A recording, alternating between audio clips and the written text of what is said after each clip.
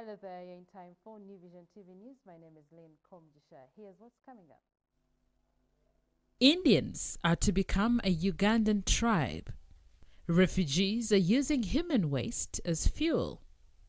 In news around East Africa, 500,000 Kenya shillings fine or jail awaits a Kenyan public officer who shares personal data with a third party.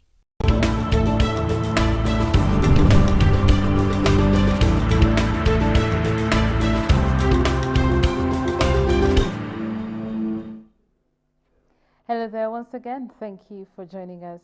We come to you from the New Vision newsroom. We have news around Uganda, news around the East African region, and a special report. Now, for news around Uganda, President Yoweri Museveni has promised to include in the Constitution Indians as one of Uganda's tribes. There are over 1.3 billion Indians living in various parts of the world, but majorly in India.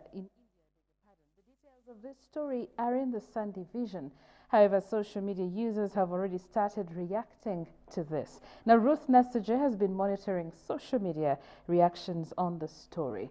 On July the 27th, 2017, New Vision TV ran a story on a YouTube channel about Indians requesting to become a Ugandan tribe. It seems their long-awaited dream has come true. More of the details of this story are in the Saturday Vision. However, social media users have already started reacting to this story. A Facebook user, Mwanga Paul, said, "How do we benefit from this apart from exploiting us in their farms?" Locust Henry said recently our Kenyan government recognized them as the 43rd tribe. But my question is, are they not composed of different tribes here themselves? Muyanja Moses says, why not? They have invested enough and stayed for long here to deserve this dream. Imtai Job Mwanga said, I wish Amin was still alive. If you have been employed by these inhuman people, you will just say people power, oh yeah. Worst of all, you can't get rich with their money. Moving on to Twitter, a user, Joseph Kulubia, said, let me hope they won't settle on our 90 square miles. I mean Buganda land. We are not ready for fights. Our forefathers as Baganda tribe fought to get this land for us. Now on the 27th of July 2017, New Vision TV published a story on our YouTube channel of Indians requesting to become a Ugandan tribe. It seems their long-awaited dream has come true. Take a listen. We intend to go through the Constitutional Court and hopefully it will be presented either in the Constitution or in the Parliament, get approved, hopefully. But we have a strong case. We again reiterate that we are not here for the land purposes. Most of the tribal issues over here is pertaining to their land areas and this thing. We are not here. We are here to get our right. You might call it. It's just a what you call a virtual tribe or something like that. Yes. You can get more details of this story in the Saturday Vision. If you cannot access the hard copy, subscribe to our e-paper and access all the products published by Vision Group. I am Ruth Nasaje. Moving on, a group of South Sudanese women refugees in Arua district are manufacturing briquettes out of human waste to serve as an alternative for wood fuel and charcoal. Briquettes made out of human waste take up to 8 hours to burn out, making it easy to cook compared to firewood. Rhoda Serra, a youth and member of Loketa Women, narrates. Loketa Women Group is one of the 5 groups in the settlements of Rhino Camp, Imvepi, Umugo and Bidi camps that benefited from skills training in making charcoal briquettes from Oxfam. Tabu Regina, the secretary of Loketa Women Group in Ariwa village in Rhino Camp settlement, said the group got support from Oxfam to make briquettes using crop residues and human waste.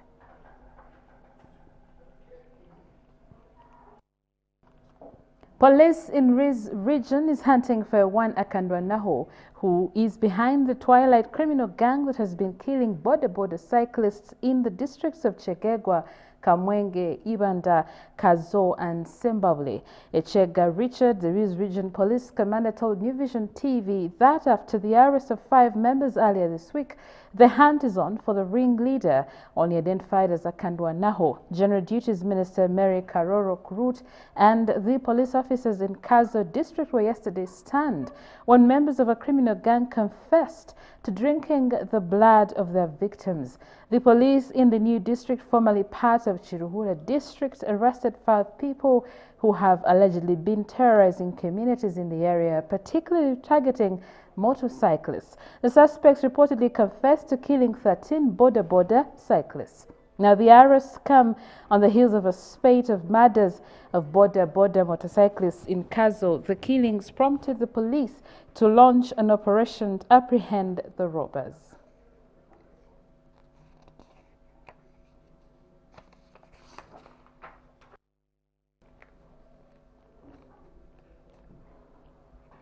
Sarah Cheng Pendi, the State Minister for Health in charge of general duties, has cautioned graduates of Mildmay Institute of Health Sciences to refrain from unethical behavior which can lead them to lose their jobs. Opendi called on the graduates to respect the oath they swore to treat citizens professionally. Opendi reminded them about the patient charter, noting that it would not have been introduced by members of parliament if health workers were doing their work well. She was speaking during the second graduation ceremony of Mildmay Institute of Health Sciences, where 193 graduated in the field of applied sciences, nursing and midwifery, among others. According to the Charter, health consumers demand high-quality health care, promote the rights of patients, and improve the quality of life of all Ugandans.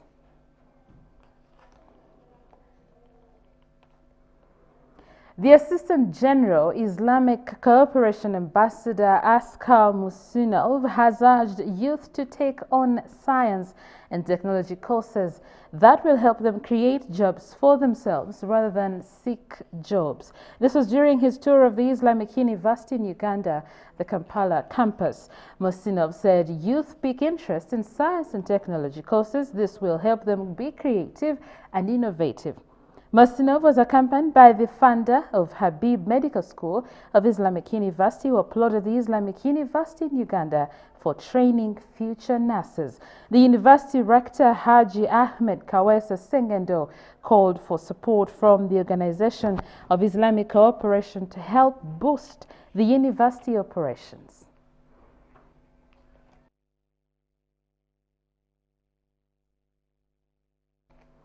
We'll now take a look at news around the East African region.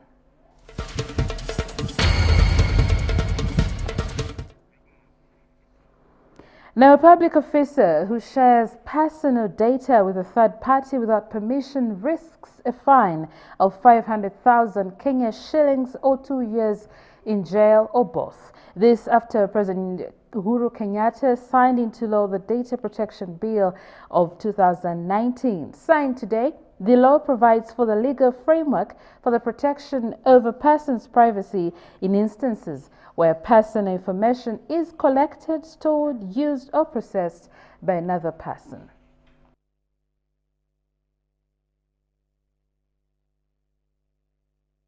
The Kingdom of Saudi Arabia Wednesday donated dates worth $160,000 to World Food Program to aid school feeding activities in South Sudan. South Sudan has reportedly the highest proportion of out-of-school children in the world, with an estimated 2.2 million children not enrolled in schools, partly due to food insecurity in their communities. Now, U.S. President Donald Trump has nominated a medical doctor as his choice of ambassador to Tanzania, ending 3 years of the country running without a substantive appropriate appointee.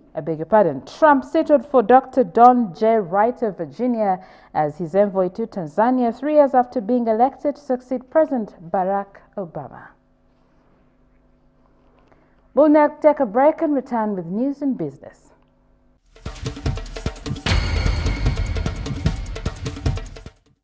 Welcome back from that break. We have news in business.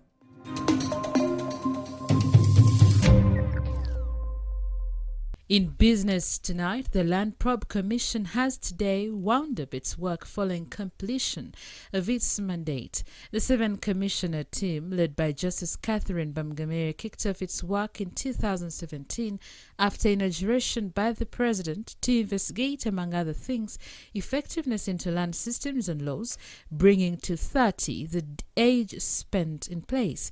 Justice Catherine Bamgamere told journalists that 7,766 complaints were registered with the Commission, 50% of these on land grabbing, corruption and fraudulent practices.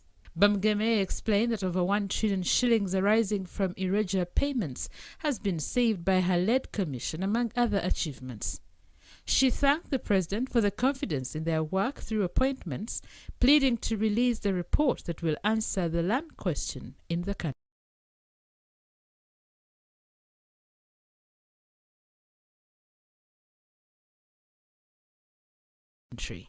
Would like to say this is our last day of public.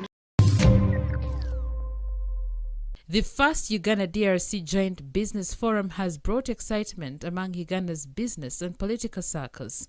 Evelyn Anita's State Minister for Finance said Uganda and DRC have been business partners for a long time, and the meeting would go a long way to strengthen the long-standing brotherly and sisterly relations between.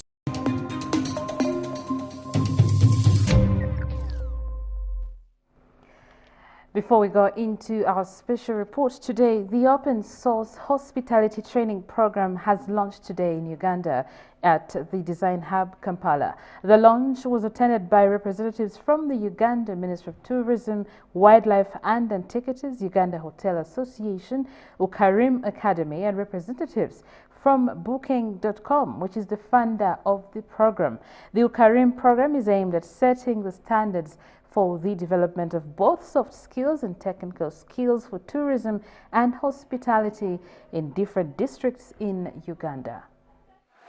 Uganda is a spot for tourism development built around the unspoiled wilderness the country has to offer. Attracted by the so many features like wildlife, exceptional diversity of culture and hospitable people, more tourists are drawn to Uganda every year. Unfortunately, low skills levels are affecting the growth of the sector and quality of tourism and hospitality training for people in the industry. The Uganda Ministry of Tourism, Wildlife and Antiquities, the Uganda Hotel Association and the Ukarimu Academy, which is a collective initiative by the Mango Tree and Eye Opener Works, today launched a new program called Ukarim, which is an active learning video-based curriculum that contains session plans, exercises, and supporting material. The program is to set standards of the development of both soft skills and technical skills for tourism and hospitality in Africa. When you look at our training institutions, there is nobody who is training how to Facebook, how to tweet, and that's what the market demands. So due to the principles of demand and supply, the market demands that we must be able to produce some of these things, and which is what we are looking to supply as an industry if we are to remain competitive. And by competitive, because it's now a global community, we are not just looking at being competitive in the East African region, we are looking at being competitive at the international market. Akelo Peace Priscilla, a graduate in Hotel and Tourism Management, spoke to New Vision TV on how Ukarim has improved her skills. And the skills have really enhanced me a lot. I've got a lot of confidence within me. Currently I'm volunteering on Kideko, but I'm at purpose, I'm not specific. Because Ukarim laid the foundation for me in all departments. When there is need for housekeeping, I move in. Need for kitchen, I move in. Guiding, I move in. Reception, I move in. So I'm flexible.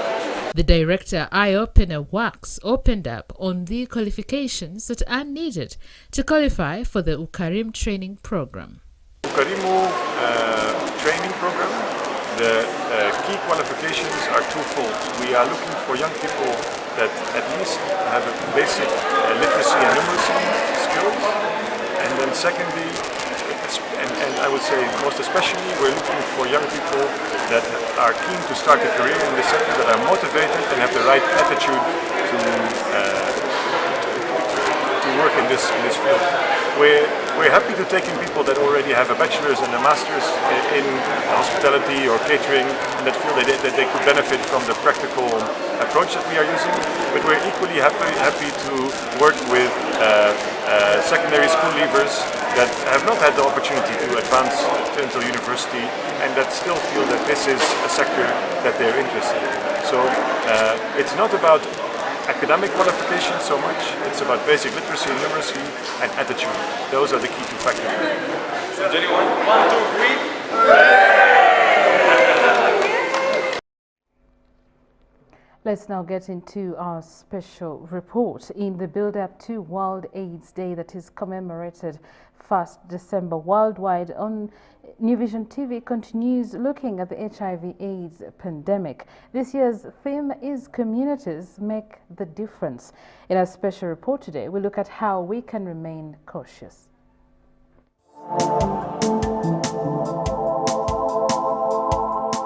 Thank you, Lynn.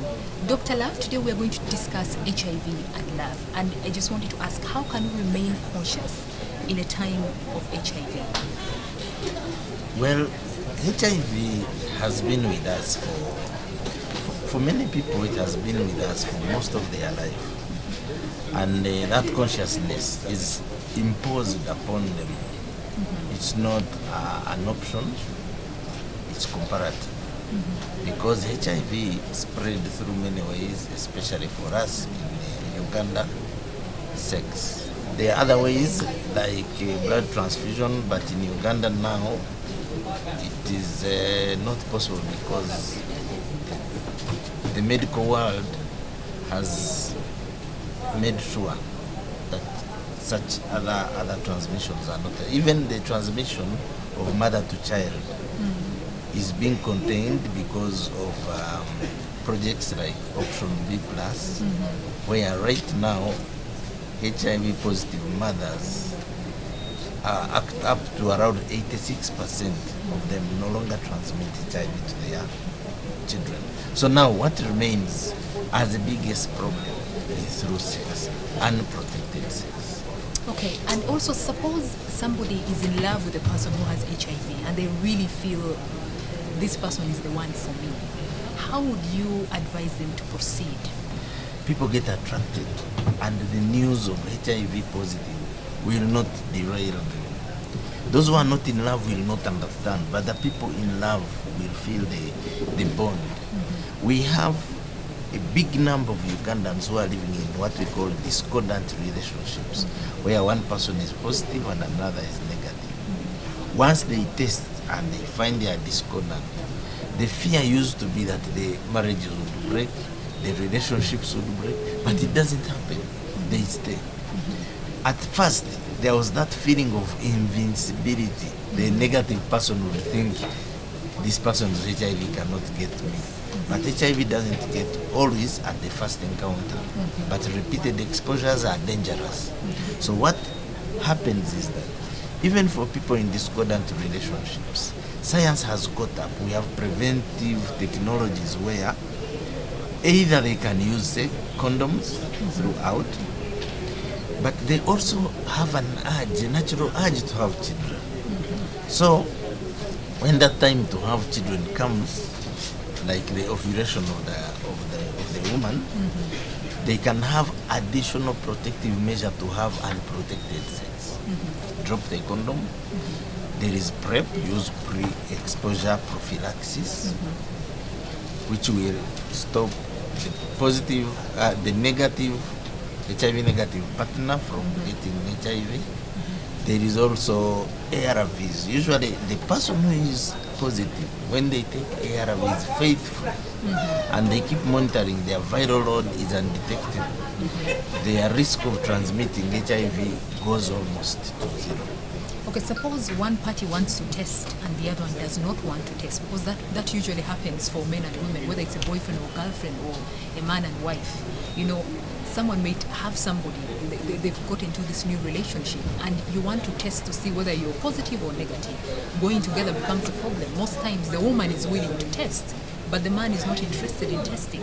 And even for married couples, how do you convince your husband to test? You remain actually powerless. So what advice would you give in such a situation? For unmarried couples, dating couples, a person refusing to test, you see, at that time, that's a time when you're studying each other.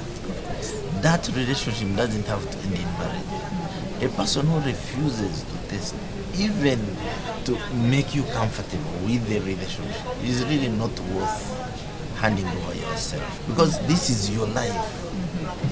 I would advise that then you start investing elsewhere. But in marriage it may be too late, because marriage has a lot of stakeholders. There are children, there is society, there are parents. The person may refuse to test. That is why they are coming up with the prevention technologies that a woman can use alone without the permission of the man, like microbicides, which is a gel that you put inside your vagina, and it spreads topically, such that when there is HIV, it's killed before the point of entry. So this is using this gel right before you have sex? Yes. So Dr. Love, as we go into the weekend, what message do you have for people out there regarding this topic? Every Ugandan has a stone to throw against HIV. HIV is a public enemy, and the whole public is fighting. So what is your stone? Know your status. It is important to know your status. Why? Because if you are negative, then you get motivation to stay negative. If you are positive, then you get reason to live positive. You start on ARVs. When you start on ARVs, when your immunity is still strong, you don't get a lot of side effects, and you live a positive life. You live longer, as long as a normal natural lifespan of another human being. Because now there is a policy of test and treat. They no longer wait for your immunity to go below 200. Thank you, Dr. Love. Know your HIV status. If you're HIV positive, remember to adhere to your ARV drugs. And if you're negative, keep negative and make sure you test your blood every so often. Thank you so much. You're watching New Vision TV News. I'm Lydia Lakonyero. And now, back to Lynn.